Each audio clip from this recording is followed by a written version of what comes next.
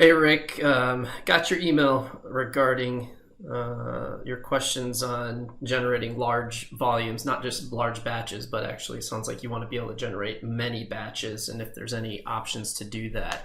Have actually been working on something newer within the test tool that I think kind of directly addresses these. So I just wanted to make this quick video because it'd be a lot easier to kind of show you what I'm talking about.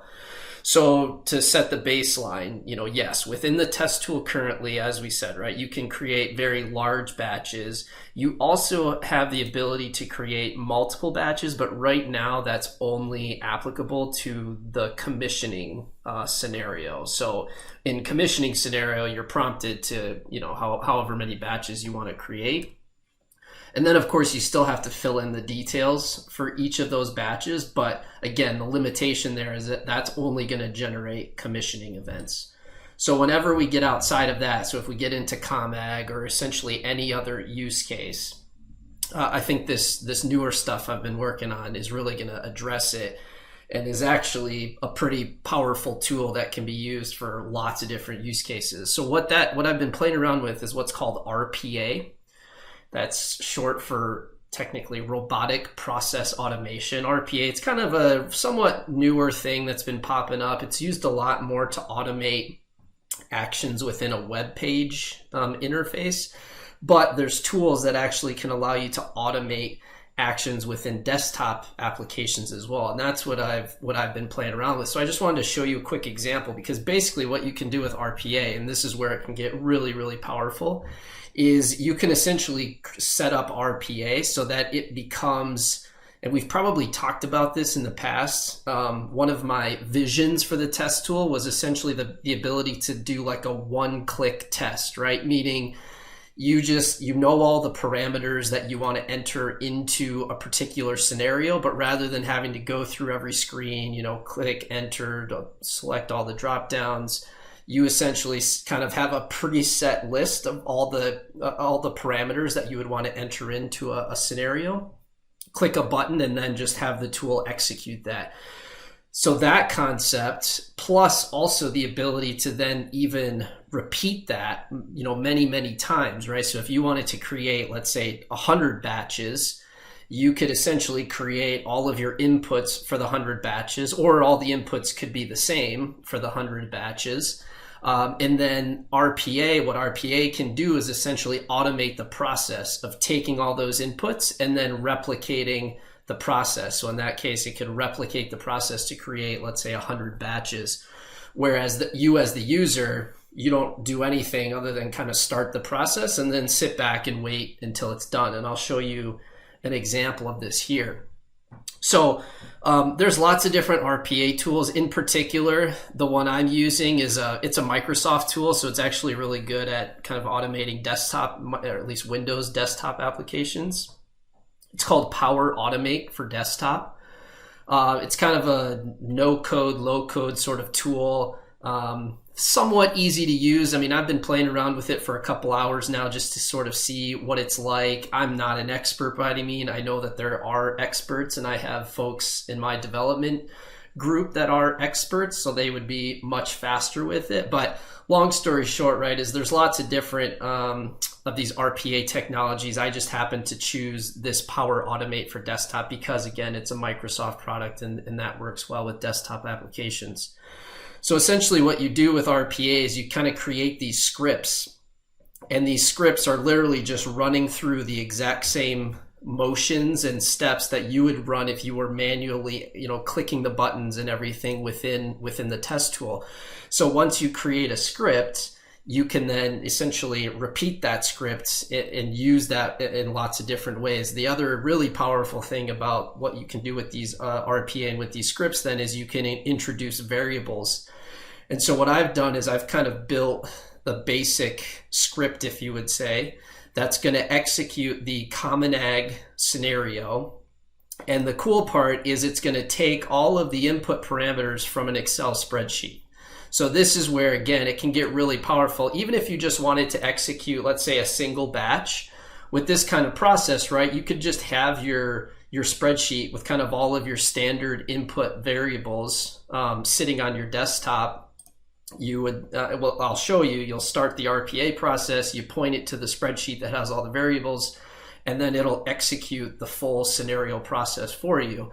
But again, where it gets really cool, if you had to, let's say, do 10 batches, 50 batches, 100 batches, essentially in your spreadsheet, instead of just having one line, you could have 50 rows filled out. And again, that could be 50 rows of all of the same values. And then basically it's just going to run through and create 50 different batches with all the same values.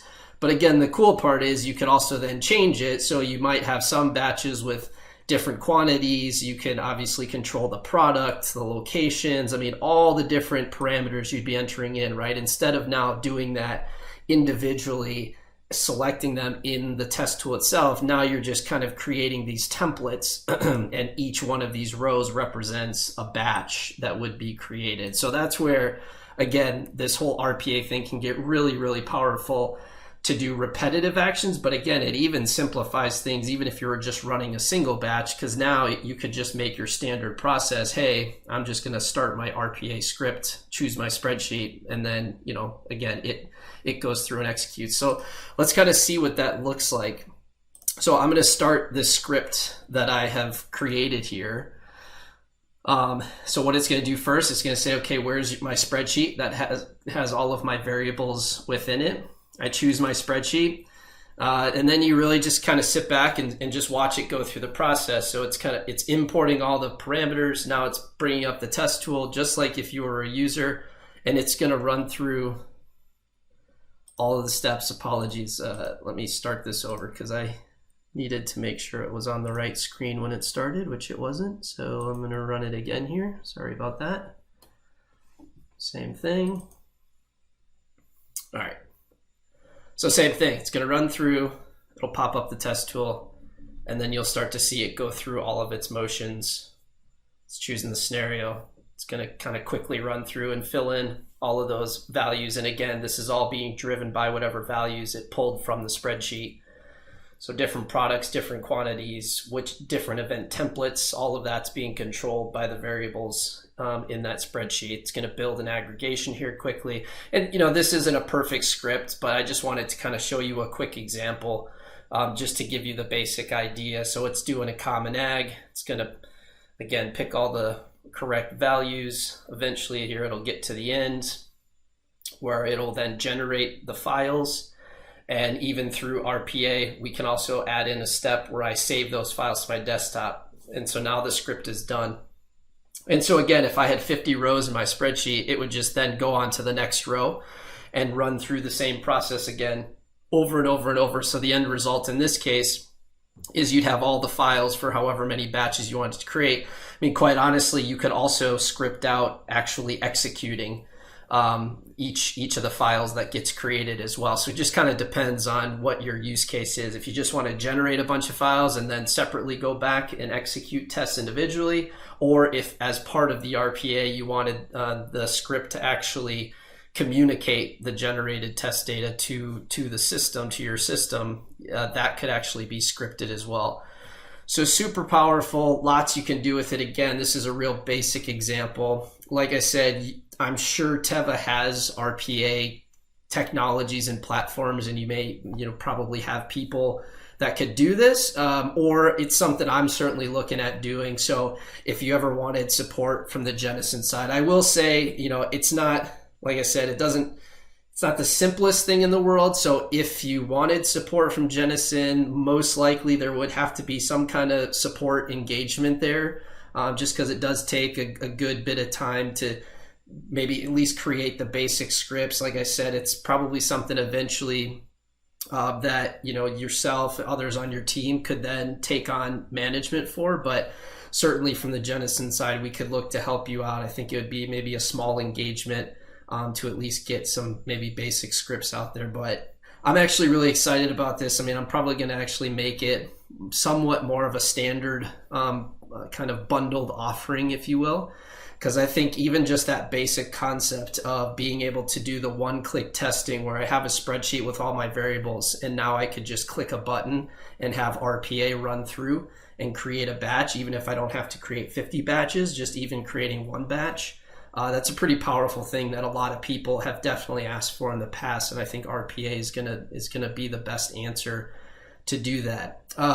For what it's worth, Power Automate for desktop in particular, that platform, not super expensive. I mean, the lowest level platform is like $40 a month, or you can, I think, do an option where it's like 60 cents per run. So either way, I mean, $40 isn't too bad just to have that capability. But like I said, there's lots of other platforms, and Teva may already have some of these capabilities already in-house. So hopefully this was helpful. As whenever you have a chance to kind of look through this and consider it, reach out, let me know if you have any questions. I'm certainly happy to help further. Thanks again.